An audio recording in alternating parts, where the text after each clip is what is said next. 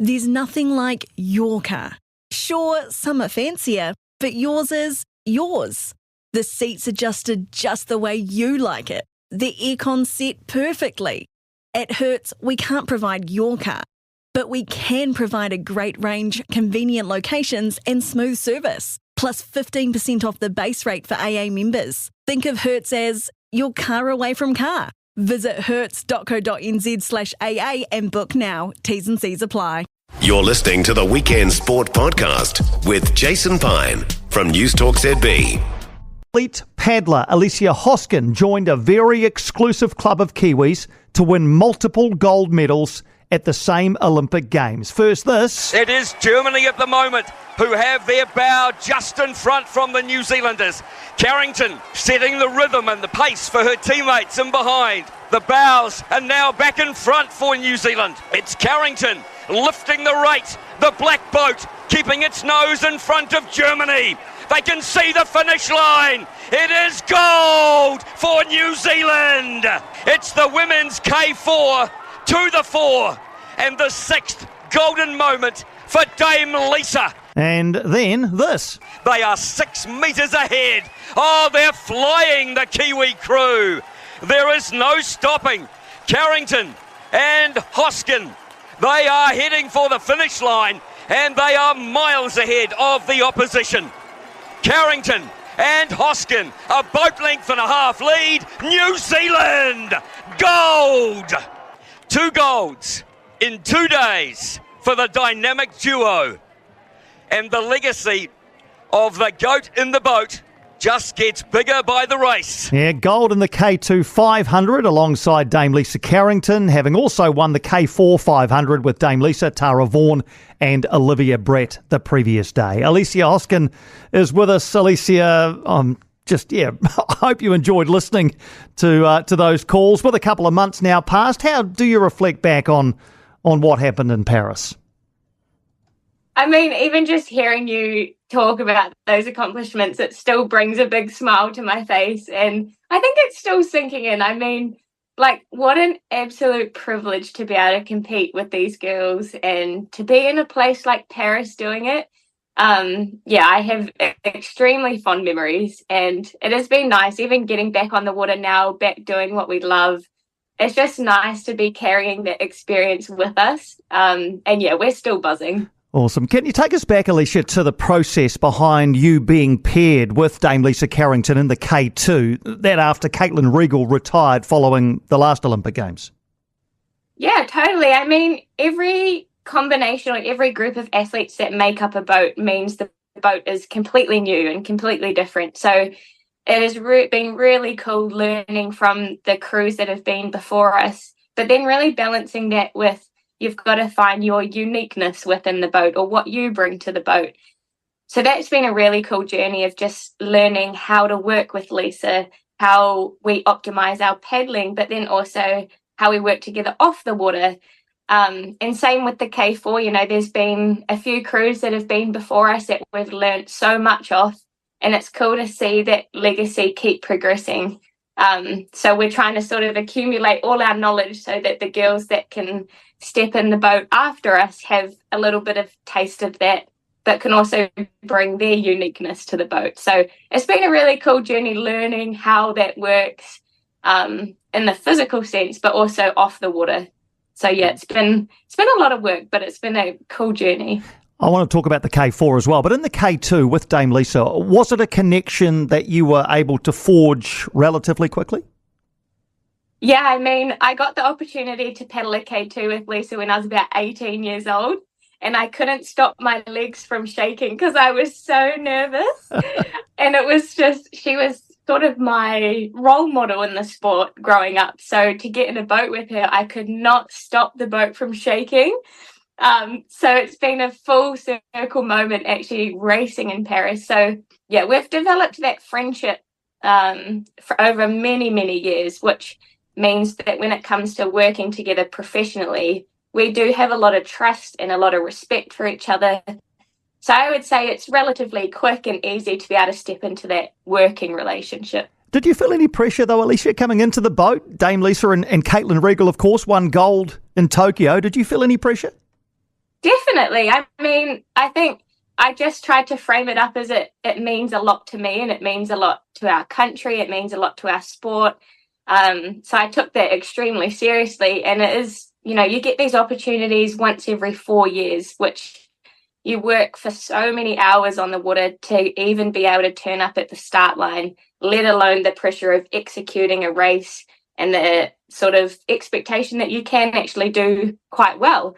So there was definitely pressure, but I think that's half the fun of it, is learning how to actually use the pressure to get more out of yourself. I think without the pressure, I probably wouldn't be the athlete or the person that I am today. So it's just sort of like learning how to frame it up. But there was definitely pressure. I mean, you're paddling with the GOAT of the sport and the most decorated Olympian of all time. Like, it's hard for that to not cross your mind sometimes. So yeah, there's definitely pressure, but I think it helped me perform better.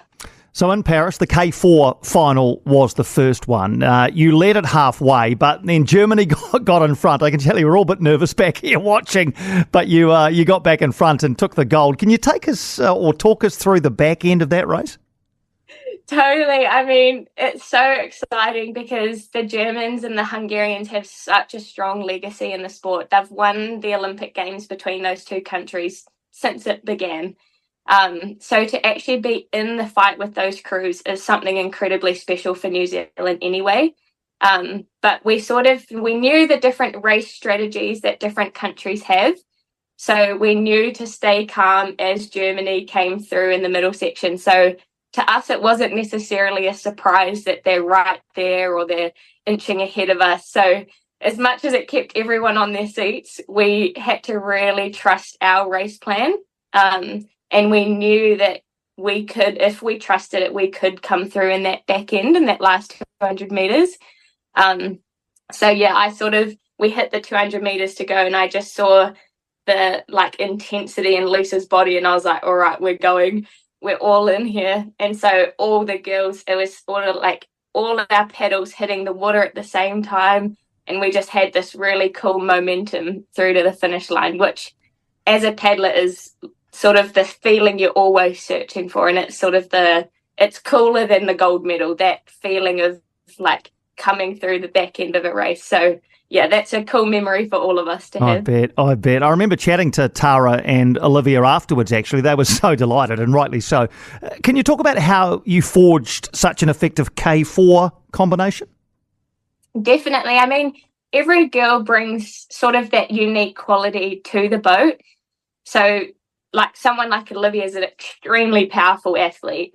So in seat 3, she's sort of acting as this really big engine, especially off the start line. She has this really cool ability to really help accelerate the boat.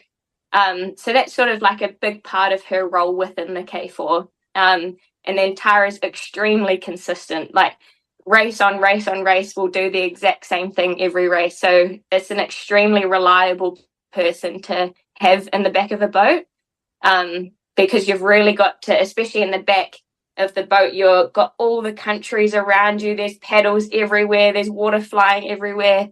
So the more that you can be really in the rhythm of your own boat is a really important asset at the back of the boat. So that's something that she does really well. So yeah, everyone sort of brings their unique quality to the boat, and that's how we make up the order that we sit in, or how to get the best out of each other is by focusing on those things. So yeah, everyone has a unique role. So what's your role then in the 2-seat in the K4? Yeah, I guess something that I can do is mimic Lisa really well. So it means that the rhythm that Lisa's setting, I can help connect the back of the boat with the front of the boat. So there's sort of, the rhythm of the boat, the sort of, we call it the stroke rate. So how fast our paddles are going through the water. That's sort of my responsibility, is to connect Lisa with the girls in the back, so that we're all on the same page, we're all doing the same thing. And I also do a lot of the calls. So someone in the middle has to do the calling so that the front person can hear them and the back person can hear them. So a lot of my responsibility is also within the communication. So yeah, lots of different things make up my role. Brilliant. So in the lead up to Paris then, how did you divide your training time between the K2 and the K4, but also giving Dame Lisa time in the K1? Did that need some serious planning? Totally. I mean, that's why it was so important for our whole team to be part of all the races and all the boats, because it really was a team commitment to take on all 3 races. So the K4 is definitely the most complex race, and it's definitely the hardest one to get that gold medal in. So we invested a huge amount of time into that, because it requires 4 girls to be on the same page doing exactly the same thing at the same time. So it's a really hard race to win. So we invested a lot of time into that. But also trusting that when we are in the K4, I am sitting right behind Lisa. So I'm still training the K2 at the same time. And then when we go out in a K1, we're training that engine, our physicality to be able to do those races. So it's sort of just continually finding the link between all the races as much as we can, so that all of them are carrying this momentum into the games. But it is a tricky thing, and it's not easy to be able to feel like all boats can compete at that standard. So it's something we had a lot of help with. So the K4 gold medal's locked away. The next day, it's the K2 final with yourself and Dame Lisa. By contrast to the K4 final, you absolutely dominated the K2, more than a boat length ahead of the rest of the field. I don't think you were troubled at all. We weren't worried at all back here. Did you always feel as though you were in control of that race? It's really interesting because so many people have said that, but what's crazy is the side wind was coming through. So the wind was coming through and bouncing off the grandstand. So the last 100 meters of the race was really choppy, and a lot of the girls are wobbling around, and it's really hard to keep in sync with your teammate.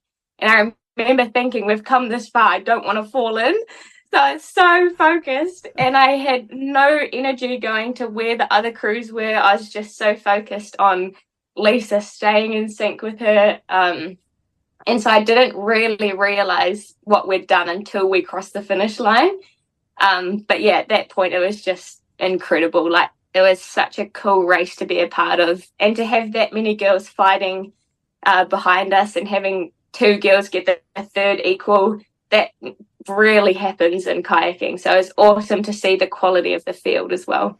Now, I don't expect you to reveal the content of any discussions you've had with Dame Lisa about her continuation or not, but do you now kind of have to wait for her to make a decision about whether she will go around again for another Olympic cycle? Because regardless, I presume you're targeting the next Olympic Games.